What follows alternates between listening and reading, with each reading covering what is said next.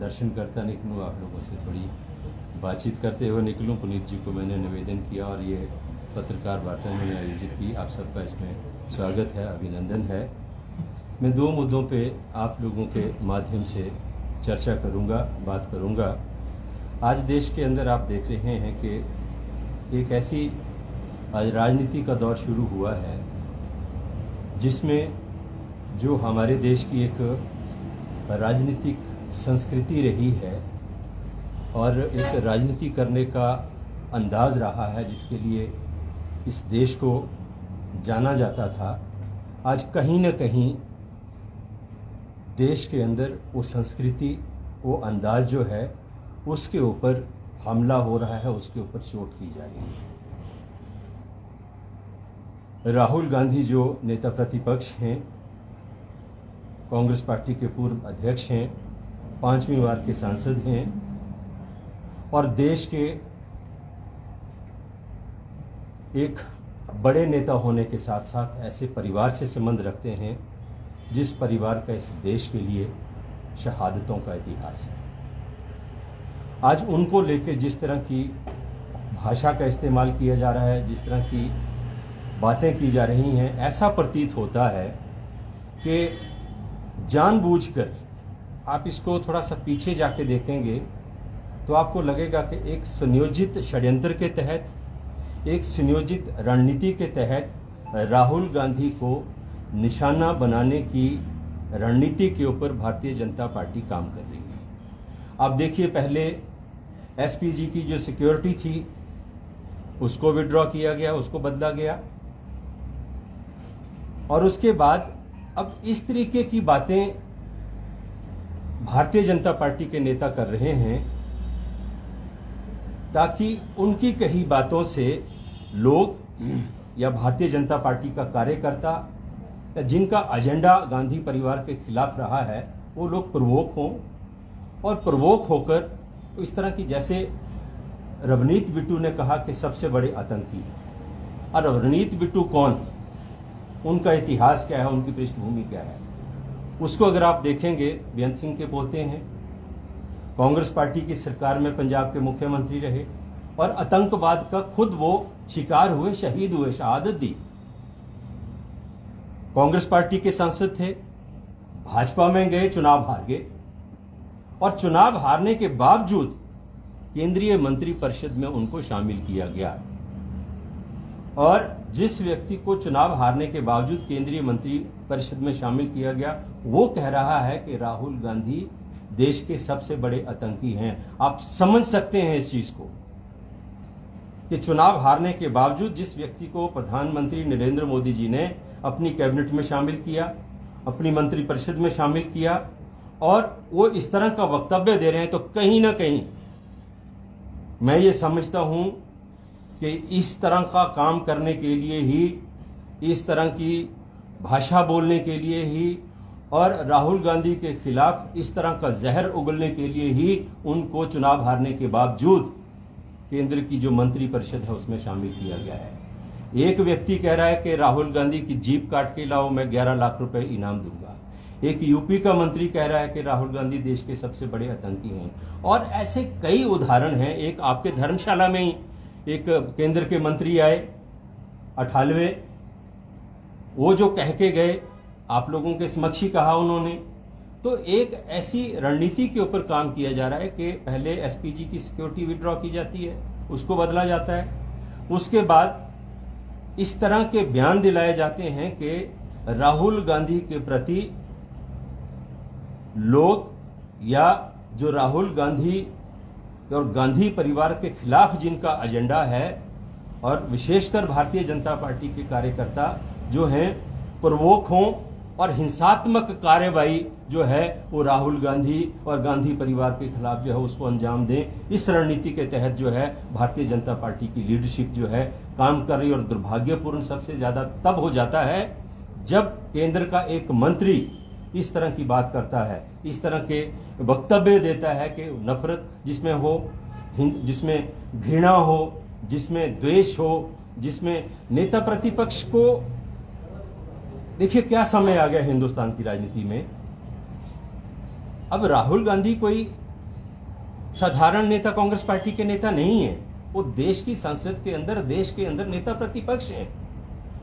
आप तो नेता प्रतिपक्ष की बात सुनने की बजाय, नेता प्रतिपक्ष के सवालों का जवाब देने की बजाय, उनकी बात को तवज्जो देने की बजाय, उनकी बात को अधिमान देने की बजाय आप राहुल गांधी को शत्रु समझ रहे हैं और शत्रु समझकर उनको पॉलिटिकली, और मैं समझता हूं कि जो रणनीति चल रही है उसके तहत फिजिकली भी एलिमिनेट करने के षड्यंत्र आप रच रहे हैं। इससे बड़ा दुर्भाग्य जो है, जो दुनिया का सबसे बड़ा लोकतांत्रिक देश है, उसका और क्या हो सकता है। तो मैं ये कहना चाहता हूं कि एक सोचे समझे षड्यंत्र के तहत, एक सोची समझी रणनीति के तहत राहुल गांधी के खिलाफ, गांधी परिवार के खिलाफ इस तरह के जो वक्तव्य हैं वो भारतीय जनता पार्टी के नेता और केंद्र के मंत्री जो हैं वो देने का जो काम है उसको अंजाम दे रहे हैं। दूसरी बात मैं आप लोगों के माध्यम से जो कहना चाहता हूं, चुनाव चल रहे हैं 2 राज्यों में, हरियाणा में और आप हमारा बिल्कुल पड़ोसी है यहां से जम्मू कश्मीर, और दोनों राज्यों के अंदर भारतीय जनता पार्टी का जो चुनाव प्रचार है और यहां तक के प्रधानमंत्री नरेंद्र मोदी के जो संबोधन हैं उनमें भी जम्मू कश्मीर की बात नहीं है, हरियाणा का कोई मुद्दा नहीं है, वहां भी हिमाचल की बात हो रही है। प्रधानमंत्री अपने भाषण में कह रहे हैं कि देखो, हिमाचल में सरकार के पास तनख्वाह देने के पैसे नहीं है, हिमाचल में आर्थिक तौर पर सरकार दिवालिया हो चुकी है, इसलिए आप भारतीय जनता पार्टी को वोट दो, क्योंकि कांग्रेस की सरकार बनेगी तो हरियाणा और जम्मू कश्मीर का भी यही हाल हो जाएगा। ये वक्तव्य प्रधानमंत्री का अत्यंत दुर्भाग्यपूर्ण है और प्रधानमंत्री के पद पर बैठे व्यक्ति का इस तरीके का वक्तव्य जो है, मैं समझता हूं कि जो फेडरल सिस्टम है, संघीय जो हमारा संवैधानिक ढांचा है, उसके ऊपर भी प्रहार है। आप एक राज्य को नीचा दिखाकर, एक राज्य को बदनाम करके दूसरे राज्य का चुनाव जीतने का आप प्रयास कर रहे हैं और आप ये एक तरह से आप वहां के लोगों को धमकी दे रहे हैं कि अगर आपने भारतीय जनता पार्टी को नहीं चुना, भारतीय जनता पार्टी की सरकारें J&K में और हरियाणा में नहीं बनाई, तो हरियाणा में भी जो है लोगों को तनख्वाह नहीं मिलेगी, हरियाणा, जम्मू कश्मीर में भी जो है वो आर्थिक दिवालियापन का शिकार हो जाएंगे। तो ये कैसी राजनीति आप कर रहे हैं देश के अंदर? आप थ्रेटन कर रहे हैं वहां के लोगों को कि अगर आपने हमें वोट नहीं दिया तो हम आपकी वो हालत कर देंगे जो हमने हिमाचल की हालत की है। अब हिमाचल की स्थिति क्या है? मैं कल एक टीवी चैनल ने मुझे फोन पे लिया था और हरियाणा के ऊपर वो बात कर रहे थे, तो वहां के जो प्रवक्ता थे वो कह रहे थे भारतीय जनता पार्टी के कि पिछले 3 महीने से हिमाचल प्रदेश में कर्मचारियों को सैलरी नहीं मिली। अब देखिए कितना झूठा प्रचार कर रहे हैं हिमाचल प्रदेश को लेकर।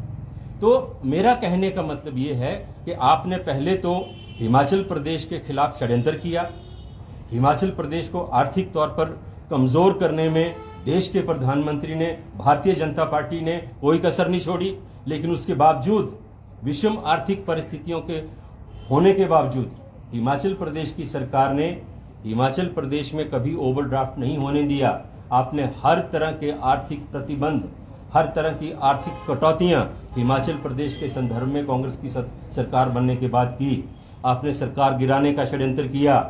आप हिमाचल की चर्चा अगर हरियाणा में और जम्मू कश्मीर में कर रहे हैं तो मैं एक चीज से आपको आगाह करना चाहता हूं, आप डट के हिमाचल का प्रचार करिए, हरियाणा में भी और जम्मू कश्मीर में भी, क्योंकि न हरियाणा में आपके पास हरियाणा से संबंधित कोई मुद्दा है, न जम्मू कश्मीर में भी आप 10 साल से अप्रत्यक्ष तौर पर जो है सत्तारूढ़ हैं, गवर्नर का राज है 10 साल से जम्मू कश्मीर में भी। तो केंद्र की जो भारतीय जनता पार्टी की सरकार है वही वहां का शासन और प्रशासन चला रही है।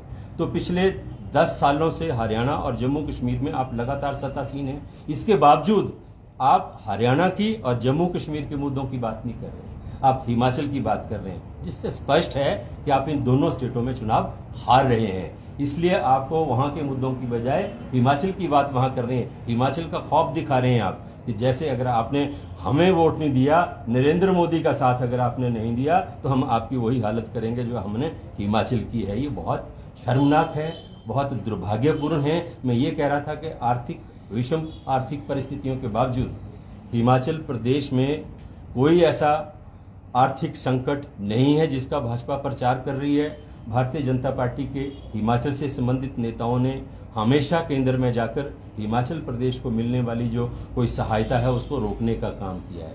लेकिन हिमाचल प्रदेश की सरकार प्रदेश में जो हमारे आर्थिक संसाधन हैं उनको बढ़ाने के लिए प्रदेश की जो आर्थिक स्थिति है किस तरीके से मजबूत हो, किस तरीके से प्रदेश की जो निर्भरता है वो कर्ज और जो केंद्र है उसके ऊपर कम हो, उस दिशा में हम काम कर रहे हैं और उसमें प्रदेश सरकार को सफलता भी मिली है। 22% रेवेन्यू हमारा जो है वो पिछला जो फाइनेंशियल ईयर था उसमें इंक्रीज हुआ है।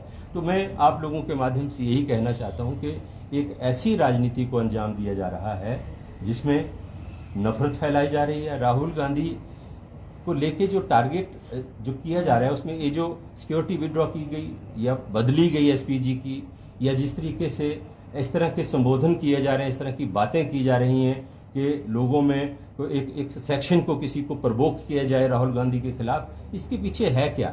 राहुल गांधी आप देख रहे होंगे कि राहुल गांधी जो है वो मोची की दुकान पे भी मोची के पास भी चले जाते हैं, वो कुली के पास भी जा रहे हैं, वो किसान के खेत में भी जा रहे हैं, वो नौजवानों के बीच भी जा रहे हैं। कोई समाज का ऐसा वर्ग नहीं है जहां राहुल गांधी नहीं जाते और पब्लिक के साथ उनका एक डायरेक्ट इंटरेक्शन जो है वो कार्यक्रम उनका चल रहा है। जैसे उन्होंने भारत जोड़ो यात्रा की, भारत जोड़ो न्याय यात्रा की, मणिपुर में, यहाँ तक जब मणिपुर जल रहा था जिसमें आज दिन तक देश के प्रधानमंत्री ने जाने की जहमत नहीं की, वहाँ 2 बार राहुल गांधी जाकर दोनों समुदाय जो आपस में जिनका कन्फ्लिक्ट है उनके लोगों में बिना को बहुत बड़े सिक्योरिटी के ताम झाम के जाके जिस तरीके से उनके साथ मिल रहे हैं, उनकी बातें सुन रहे हैं, तो उससे परेशानी है क्योंकि भारतीय जनता पार्टी के नेता तो ऐसा करते नहीं है। तो मैं समझता हूं कि कहीं ना कहीं वो ये प्रयास कर रहे हैं कि जब इस तरह के पब्लिक इंटरेक्शन में राहुल गांधी हो तो कोई ना कोई वारदात जो है वो अंजाम हो और राहुल गांधी से जो है वो भारतीय जनता पार्टी का पीछा छूटे।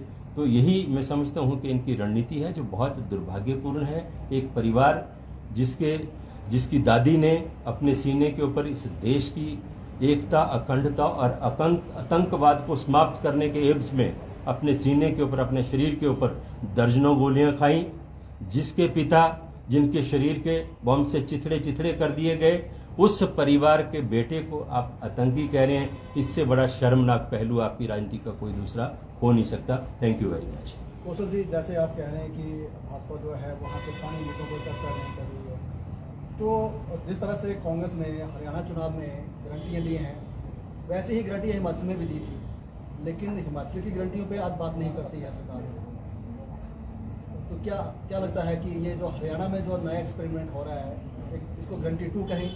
नहीं, इसको गारंटी 2 और 1 का इशू नहीं है। ये हर राज्य की अलग परिस्थिति होती है, वो आर्थिक भी है, राजनीतिक भी है। आपने भारतीय जनता पार्टी का वहाँ का मैनिफेस्टो देखा, हिमाचल का देखा है? हिमाचल की भारतीय जनता पार्टी अगर सत्ता में आती तो उन्होंने तो स्कूटियाँ देने का वादा किया था, क्या दे पाते? वर्तमान जो आर्थिक स्थिति है उसके मद्देनजर संभव था ये? भारतीय जनता पार्टी के हरियाणा के मैनिफेस्टो को भी उठा के देखें, हिमाचल के मैनिफेस्टो को भी उठा के देखें, जे&के के मैनिफेस्टो को भी उठा के देखें। भारतीय जनता पार्टी ने वो वादे किए हिमाचल में भी, हरियाणा में भी और जे&के में भी, जो अपने 10 साल के शासनकाल में जिनकी तरफ उन्होंने देखा भी नहीं। हमने जो हिमाचल प्रदेश में गारंटियाँ दी हैं उन गारंटियों में सबसे बड़ी गारंटी हमारी ओपीएस थी, हमने पूरा किया। स्टार्टअप इंडिया को लेके जो है उस पर काम किया, और उसके बाद जो हमारी एक दूध वाली गारंटी थी उसके ऊपर सरकार ने काम किया है, काम कर भी रही है और उसको हम अंजाम तक लेके जाएंगे।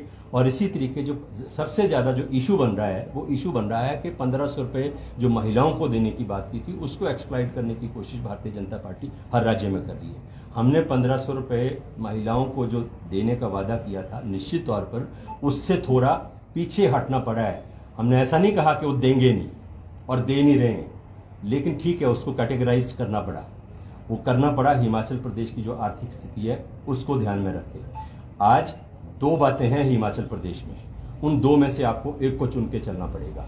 एक है कि आपको इस हिमाचल प्रदेश को लगातार कर्ज के बोझ के तले दबाते चले जाना है, आर्थिक तौर पर इसको दिवालिया करना है, आपको हिमाचल को बचाना है, या आपको राजनीतिक मुद्दों के ऊपर राजनीति करनी है। वर्तमान परिस्थितियां जो हिमाचल प्रदेश की हैं उन परिस्थितियों में प्राथमिकता निश्चित तौर पर यही होनी चाहिए कि हम हिमाचल को बचाएं। हिमाचल को आर्थिक तौर पर किस तरीके से हम अपने पैरों के ऊपर खड़ा कर सकते हैं ताकि हमें ना कर्ज के ऊपर निर्भर होना पड़े और ना ही कोई प्रधानमंत्री इस तरह का भाषण दे सके कि फलाना प्रदेश जो है वो आर्थिक तौर पर जो है वो दिवालिया हो चुका है। कटोरा लेके हमें केंद्र के पास भी ना जाना पड़े और दूसरी जगह भी ना जाना पड़े, उस दिशा में हिमाचल प्रदेश की सरकार काम कर रही है। हो सकता है इसका राजनीतिक नुकसान हमें हो, लेकिन हिमाचल हित में हम उस नुकसान को बीयर करने के लिए तैयार हैं। ये चीजें तो पहले से ही क्लियर थी जब आपने गारंटियां दी थी हिमाचल की आर्थिक स्थिति से, तो अच्छी तरह से वाकिफ थे आप। देखिए बिल्कुल ये तो हमेशा से क्लियर है कि हिमाचल प्रदेश आर्थिक तौर पर आत्मनिर्भर नहीं है, लेकिन भारतीय जनता पार्टी की जयराम सरकार ने इतनी खराब हालत कर दी है हिमाचल प्रदेश की, निश्चित तौर पर इसका ज्ञान नहीं था। ये तो जब मुख्यमंत्री ने शपथ ली, सरकार सत्ता में आई और खजाने को लेकर जो चर्चाएं हुई, तो जब वो स्थिति आई तो वो बहुत विषम थी, लेकिन उस स्थिति से हिमाचल प्रदेश को हमने निकाला है। पेंशनर्स को कर्मचारियों में इनसिक्योरिटी बनती है सर, किस तरह से देखते हैं? इनसिक्योरिटी तो नहीं कह सकते आप। देखिए, मैं कल देख रहा था पेंशनर्स का भी आंदोलन था, निश्चित तौर पर वो अपनी मांगों को लेके बात कर रहे थे, चर्चा कर रहे थे, और छठे वेतन आयोग की वो बात कर रहे थे। उसमें देखिए ये लाइबिलिटी छोड़ी किसने है? आपने घोषणा कर दी देंगे, दिया कुछ नहीं। 9,000 करोड़ रुपए की वो लाइबिलिटी इस सरकार के ऊपर जयराम छोड़ के गए हैं, और मुख्यमंत्री ने मना तो किया ही नहीं कि हम नहीं देंगे, डीए नहीं देंगे, एरियर नहीं देंगे। जो कारपोरेशन बोर्ड जो प्रॉफिट में है उनके कर्मचारियों को देने की बात कर दी है कि आप दीजिए, और जो एरियर और डीए है वो सरकार देगी, लेकिन उसमें विलंब है, ये माननीय मुख्यमंत्री ने कहा। हम देने से तो इनकार ही नहीं कर रहे, वो कर्मचारियों का अधिकार है, कर्मचारियों को मिलेगा। और देखिए, कांग्रेस पार्टी का जहां तक संबंध है, हम तो हमेशा से रहे ही एम्प्लॉय फ्रेंडली हैं। अगर कर्मचारियों के ऊपर गोली चली तो वो भारतीय जनता पार्टी और जनता पार्टी की सरकार के शासनकाल में चली है हिमाचल प्रदेश के अंदर, वो इतिहास में दर्ज है। अगर किसानों के ऊपर गोली चली है तो वो भी भारतीय जनता पार्टी के ही शासनकाल में हिमाचल प्रदेश के इतिहास में चली है। We are employ friendly. हम समाज के हर वर्ग के प्रति कांग्रेस पार्टी का सरोकार है, चाहे वो कर्मचारी हों, चाहे बेरोजगार हों, महिलाएं हों, किसान हों, हर किसी के प्रति वचनबद्धता भी है, कमिटमेंट भी है। और सभी का जो वर्तमान परिस्थितियां हैं उनको ध्यान में रखते हुए, उनके मद्देनजर जो ध्यान रखा जा सकता है, निश्चित तौर पर हम उसके लिए वचनबद्ध हैं। इसमें सर कॉन्ट्रेडिक्टरी लग रहा है, जैसे आप आर्थिक मंदी बात कर रहे हैं, तो आर्थिक मंदी क्या जनता और कर्मचारियों के लिए ही है, जबकि भाजपा आरोप लगा रही है कि अपने लोगों के जो है मानदेय हैं, वेतन है, वो 30 से 31 कर दिए हैं।